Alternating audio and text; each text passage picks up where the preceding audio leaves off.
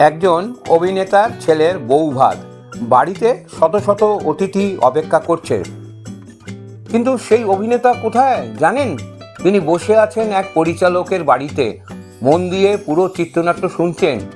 আরেকদিন শুটিং বন্ধ হয়ে গেল, তিনি অন্ধকার সেটে নিজের জায়গা ছেড়েও ওঠেননি। এই মানুষটি ছিলেন মহানায়ক উত্তম কুমার। পরিচালক ও অভিনেতা দিলীপ রায়ের স্মৃতিচারণে উঠে এসেছে এমন দুটি ঘটনা, যা প্রমাণ করে মহানায়ক জন্মে নয়, তৈরি হন কঠোর সাধনায়। বন্ধুরা, পরিচালক ও অভিনেতা দিলীপ রায় একবার উত্তম কুমার সম্পর্কে এমন কিছু কথা বলেছিলেন, যা শুনলে বোঝা যায় কেন একজন সাধারণ অভিনেতা একদিন মহানায়ক হয়ে উঠেছিলেন। দিলীপ রায় বলেছিলেন যে মানুষটিকে একদিন টালিগঞ্জের অনেক প্রযোজক, পরিচালক, এমনকি দর্শকরাও অপদার্থ, অযোগ্য, বাতিল বলে ফিরিয়ে দিয়েছিলেন। সেই মানুষটি একদিন সবার প্রিয় মহানায়ক উত্তম কুমার হয়ে উঠলেন। এটা কি শুধুই ভাগ্য, না এর পেছনে ছিল অক্লান্ত পরিশ্রম? দিলীপ রায়ের মতে উত্তম কুমার প্রতিটা নতুন ছবির কাজ শুরু করতেন যেন তিনি একেবারে নবাগত শিল্পী। নিজের সাফল্যে তিনি কখনো আত্মতুষ্ট হননি, বরং প্রতিটি চরিত্র নিয়ে পড়াশুনো, অনুশীলন এবং আত্মসমালোচনা ছিল তার নিত্যদিনের অভ্যাস। এবারে আসি আরেকটি অবিশ্বাস্য ঘটনা প্রসঙ্গে। দিলীপ রায় তখন দেবদাস ছবির প্রস্তুতি নিচ্ছেন। উত্তম কুমার চিত্রনাট্য শুনতে চাইলেন, কিন্তু সেদিন ছিল তার ছেলে গৌতমের বৌভাত। দিলীপ রায় বললেন, আজ নয়, অন্যদিন শুনবেন, কিন্তু উত্তম কুমার রাজি হলেন না। সন্ধ্যায় নিজের বাড়ির অনুষ্ঠান রেখে তিনি চলে এলেন দিলীপ রায়ের বাড়িতে।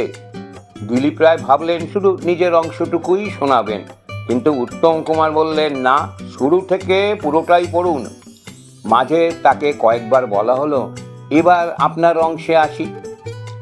প্রতিবারই উত্তম কুমার একই উত্তর দিলেন, না, পুরোটাই আমি শুনবো। যখন চিত্রনাট্য পড়া শেষ হলো তখন রাত প্রায় 9টা। দিলীপ রায় বললেন, দাদা, আপনার তো অনেক দেরি হয়ে গেল। উত্তম কুমার শুধু হেসে বললেন, দেরি হয়েছে ঠিকই, কিন্তু আমি সমৃদ্ধ হলাম। এটাই ছিল একজন প্রকৃত শিল্পীর মানসিকতা। আরও একটি ঘটনা, দেবদাসের শুটিং চলছে, সব আলো ক্যামেরা প্রস্তুত, উত্তম কুমার হারমোনিয়াম নিয়ে শটের জন্য বসে আছেন। হঠাৎ বিদ্যুৎ চলে গেল। সবাই গরমে বিরক্ত হয়ে ফ্লোর ছেড়ে বাইরে চলে গেলেন। কিছুক্ষণ পরে দেখা গেল উত্তম কুমার নেই। খোঁজাখুঁজি শুরু হয়ে গেল। হঠাৎ অন্ধকারের মধ্যে থেকে আওয়াজ, দিলীপ, আমি এখানেই আছি। দেখা গেল তিনি এখনো ঠিক সেই ভঙ্গিতেই বসে আছেন যেভাবে শট দেওয়ার কথা ছিল। দিলীপ রায় অবাক হয়ে বললেন, দাদা, আপনি এখনো এখানে বসে আছেন?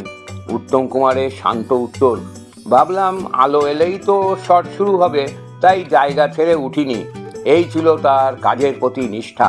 দিলীপ রায় আরও বলেছিলেন, উত্তম কুমার কখনো শুধু সংলাপ মুখস্থ করতেন না, চরিত্রের নীরব অভিব্যক্তি, চোখের ভাষা, মুখের সামান্য পরিবর্তন, সব কিছুর জন্যে ঘন্টার পর ঘন্টা আয়নার সামনে অনুশীলন করতেন।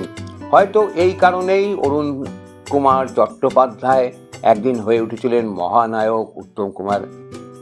আচ্ছা, আমি আপনাদের জিজ্ঞাসা করি, আপনাদের কি মনে হয় আজকের দিনে এমন নিষ্ঠা, এমন প্রস্তুতি, এমন কাজের প্রতি শ্রদ্ধা কতজন অভিনেতার মধ্যে দেখা যায়? আপনার মতামত কমেন্টে লিখুন। আর যদি মহানায়ক উত্তম কুমারের এমন আরও অজানা স্মৃতিচারণ শুনতে চান, তাহলে ভিডিওটি লাইক, শেয়ার করুন এবং সিনেমা চিরদিনের চ্যানেলটি সাবস্ক্রাইব করতে ভুলবেন না। নমস্কার।